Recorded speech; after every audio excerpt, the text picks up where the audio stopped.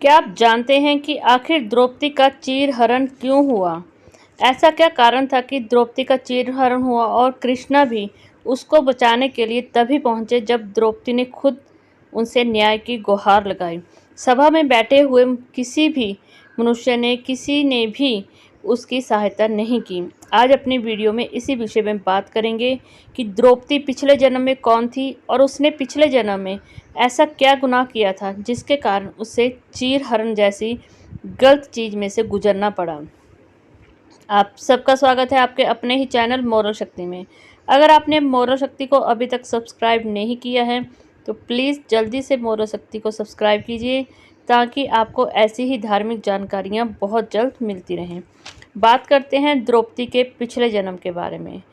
द्रौपदी का चीरहरण क्यों हुआ और द्रौपदी के पिछले जन्म के बारे में बहुत सारी कथाएं प्रचलित हैं।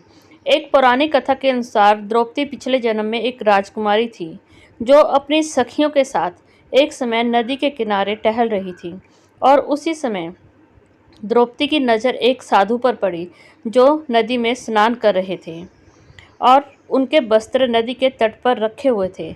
द्रौपदी को एक शरारत सूझती है। वो अपनी सखियों के साथ मिलकर ऋषि के वस्त्रों को उठाकर वहां से ले जाती है और जैसे ही ऋषि स्नान करके नदी से बाहर आते हैं तो वो वहां देखते हैं कि उनके वस्त्र वहां पे नहीं हैं, जिसके कारण वो अपने वस्त्रों को इधर उधर हर तरह ढूंढने की कोशिश करते हैं लेकिन उनको अपने वस्त्र कहीं पर भी नहीं मिलते।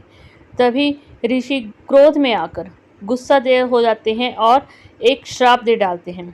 ऋषि श्राप देते हैं कि जिस किसी ने भी मुझे इस स्थिति में लाया है, मेरे वस्त्र चुराए हैं और मुझे आज ऐसे निर्वस्त्र होकर यहाँ से जाना पड़ रहा है, मैं श्राप देता हूँ उस व्यक्ति के साथ भी ऐसा ही होगा, वो भी एक दिन भरी सभा में ऐसे ही निर्वस्त्र होगा।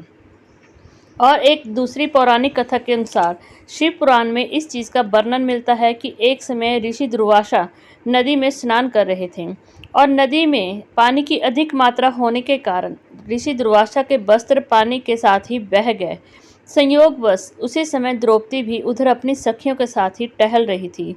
द्रौपदी ने ऋषि की मदद करने की कोशिश की और जैसे ही ऋषि की मदद करने के लिए द्रौपदी आगे बढ़ी, उसने अपने अंग पर पहने हुए वस्त्रों में से कुछ हिस्सा काटकर ऋषि दुर्वासा को दे दिया, जिससे ऋषि दुर्वासा बहुत प्रसन्न हुए।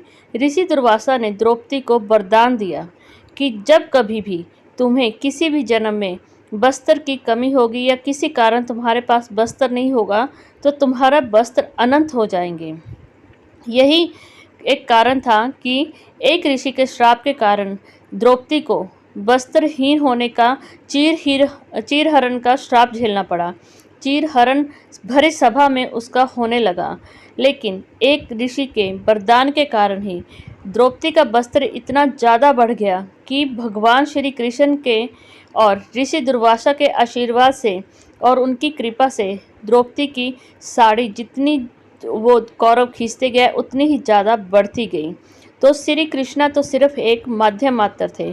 ऋषि दुर्वासा के वरदान से ही द्रौपदी भरी सभा में अपनी इज्जत को बचा पाई। ये थी दोस्तों द्रौपदी के चीरहरण की कहानी कि आखिर ऐसा क्या हुआ था कि द्रौपदी का चीरहरण होना भी अनिवार्य था और उसके साथ ही उसकी भरी सभा में इज्जत भी रह गई। तो यही बात है कि जब भी मनुष्य कोई भी कर्म करता है तो हमेशा ये सोच के करे कि इस जन्म में ना सही अगले जन्म में उसे हमेशा ही उस कर्म की भरपाई करनी पड़ेगी। आपके अच्छे कर्म हो या आपके बुरे कर्म हो, आपके साथ 100 जन्म साथ चलते हैं। इसीलिए हमेशा कोशिश करें कभी भी जाने या अनजाने में किसी के साथ गलत व्यवहार ना करें और ना ही किसी के मन को ठेस पहुंचाएं, ताकि कोई क्रोध में आकर आपको ना चाहते हुए भी कुछ ऐसी बात बोल दे जो उसको बोलनी नहीं चाहिए और जिसको आपको सुनना नहीं चाहिए। तो यह थी दोस्तों कहानी चीरहरण की। आपसे बहुत जल्द ऐसी ही और धार्मिक जानकारी लेके आऊँगी और बहुत जल्द मिलूँगी।